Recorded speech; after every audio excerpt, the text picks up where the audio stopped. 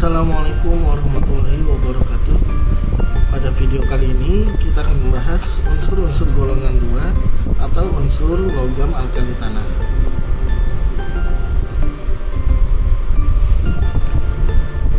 Unsur-unsur golongan 2 meliputi unsur berilium, magnesium, kalsium, stronsium, barium, dan radium.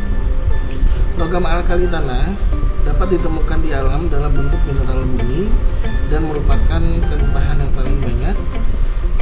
Namun untuk khusus kalsium dapat juga ditemukan atau banyak terkandung dalam mineral laut. Berilium dapat kita temukan dalam mineral beril atau fenakit. Magnesium umumnya ditemukan dalam mineral dolomit, kemudian dalam mineral lain seperti magnesit dan kieselit. Kalsium dapat ditemukan dalam batu kapur, kemudian dalam gips dan juga fluorit. Stronsium dapat ditemukan dalam mineral selestit dan mineral stronsianit.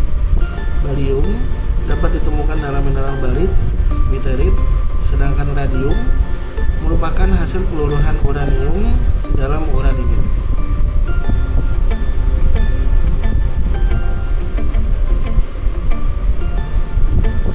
Sifat dari unsur-unsur golongan 2A atau golongan 2 umumnya unsur-unsur golongan 2 memiliki bentuk yang padat, kemudian memiliki warna yang mengkilap, dan hampir sebagian besar memiliki warna putih keperakan. Kelarutan unsur-unsur golongan 2A mulai dari magnesium hingga barium umumnya berkurang untuk bentuk garam sulfat, kromat, oksalat, dan karbonat. Sedangkan kelarutan untuk basanya maka akan bertambah dari magnesium hingga ke barium. Titik lebur dari unsur-unsur golongan 2A umumnya akan menurun dari berilium hingga ke radium. Namun magnesium memiliki pengecualian di mana magnesium memiliki titik lebur yang paling rendah. Apabila secara urutan seharusnya berilium, kemudian magnesium dan kalsium hingga radium, maka magnesium memiliki kecenderungan yang tidak sama, yaitu magnesium memiliki titik lebur yang paling rendah. Begitu juga dengan titik didihnya. Magnesium memiliki titik didih yang paling rendah di antara unsur-unsur golongan 2A lainnya. Namun secara umum maka akan semakin berkurang dari berilium hingga radium.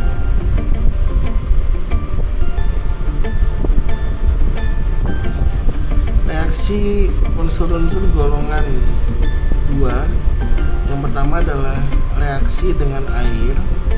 Maka unsur-unsur golongan 2A akan membentuk hidroksida logam kecuali berilium, karena berilium memiliki lapisan oksida pelindung yang mencegah berilium untuk bereaksi. Maka apabila ditambahkan air, berilium umumnya tidak bereaksi, sedangkan magnesium untuk dapat bereaksi dengan air maka biasanya butuh pemanasan, dan basa yang dihasilkan MgOH 2 kali umumnya sukar larut. Yang selanjutnya kalsium, stronsium, dan barium apabila direaksikan dengan air umumnya reaksinya akan berlangsung dengan cepat. Namun untuk kalsium, basa yang dihasilkan yaitu CaOH 2 kali umumnya sukar larut. Sedangkan untuk stronsium dan barium, basa yang dihasilkan umumnya mudah larut. Hal ini berkaitan dengan kelarutan yang dijelaskan sebelumnya, di mana untuk kelarutan bentuk basanya akan bertambah dari magnesium hingga ke barium.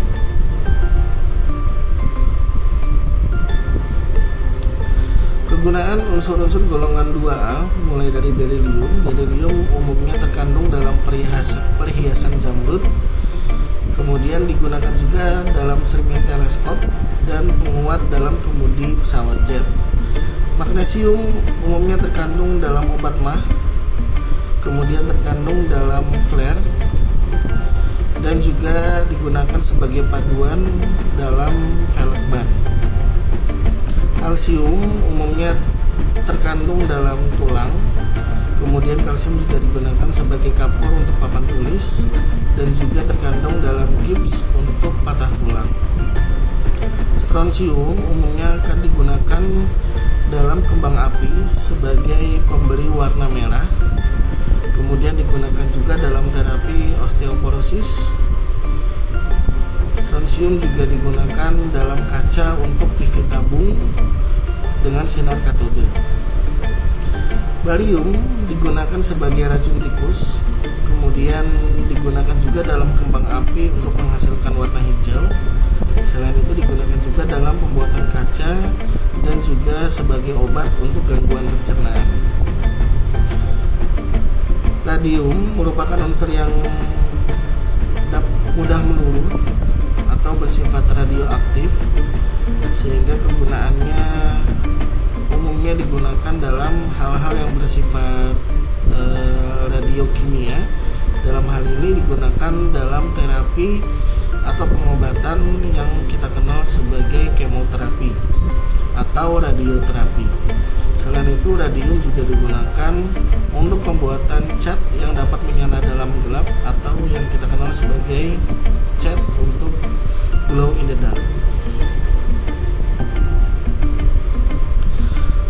Pembuatan unsur-unsur golongan 2A umumnya diperoleh dari proses elektrolisis atau proses ekstraksi, di mana berilium diperoleh dari proses ekstraksi beril yang di dalamnya terdapat proses pemanasan hingga menghasilkan BeF2, kemudian direduksi hingga menghasilkan berilium.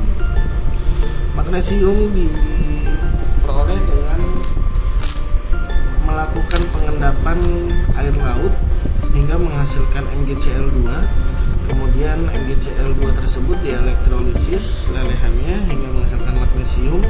Dalam proses ini umum disebut sebagai proses Downs. Kalsium umumnya diperoleh dari elektrolisis CaCl2, yaitu dengan mereaksikan batu kapur atau CaCl3 dengan asam sulfat hingga menghasilkan CaCl2 yang dapat dielektrolisis dan menghasilkan kalsium pada katode. Strontium dapat diperoleh melalui proses elektrolisis klorida terfusi, yaitu elektrolisis senyawa SrCl2 dari selesit SrSO4. Barium dapat diperoleh dari proses ekstraksi barit, yaitu dengan mengelektrolisis BaCl2 yang merupakan hasil dari pengolahan barit atau BaSO4. Sedangkan radium umumnya diperoleh dengan melakukan proses Curie, di mana proses Curie ini terkenal sebagai proses peluruhan uranium dari hasil ekstraksi pitch black. Untuk melakukan pengujian atau identifikasi pada logam golongan alkali tanah atau golongan 2A, dapat dilakukan uji nyala seperti pada golongan 1A, di mana unsur-unsur golongan 2 akan menghasilkan warna yang spesifik untuk masing-masing unsur. Berilium akan menghasilkan warna api putih, magnesium akan menghasilkan warna api putih namun lebih intensif. Kalsium umumnya akan menghasilkan warna merah bata, di sumber lain akan menghasilkan warna oranye atau jingga. Kemudian strontium akan menghasilkan warna merah crimson, dan ini juga digunakan dalam kembang api. Begitu juga dengan barium yang akan menghasilkan warna hijau pucat. Dan radium meskipun unsur yang radioaktif, namun apabila kita lakukan uji nyala maka dia akan menghasilkan warna merah crimson. Sebagaimana dengan francium, maka radium juga dapat diidentifikasi dengan melakukan pengukuran emisi cahaya. Beberapa fakta unik dari unsur-unsur golongan alkali tanah. Yang pertama, berilium yang merupakan logam tidak dapat bereaksi dengan air dan merupakan satu-satunya unsur dalam golongan alkali tanah yang bentuk halida logamnya yaitu ikatan antara berilium dengan unsur dari golongan halogen ternyata berikatan secara kovalen. Sedangkan untuk unsur lainnya, bentuk halidanya berikatan secara ionik. Kemudian golongan alkali tanah, sebagaimana dengan golongan alkali, maka nama alkali berasal dari bahasa Arab yaitu alkoli, yang artinya abu. Jika larut dalam air akan menghasilkan basa. Sedangkan nama tanah disebabkan karena golongan alkali tanah ini banyak ditemukan dalam kerak bumi. Kemudian reaktivitas dari golongan alkali tanah sebenarnya lebih lemah dibandingkan golongan alkali, namun golongan alkali tanah juga termasuk golongan yang reaktif, dan kereaktifannya dari berilium ke berilium akan semakin meningkat dikarenakan elektron-elektronnya semakin mudah lepas karena jarak inti atom ke kulit luarnya semakin jauh. Oleh karena itu, golongan alkali dan alkali tanah merupakan dua golongan yang cukup reaktif untuk golongan logam, namun yang paling reaktif adalah alkali dan yang selanjutnya adalah golongan alkali tanah. Demikian untuk video kali ini, sampai jumpa pada video selanjutnya. Assalamualaikum warahmatullahi wabarakatuh.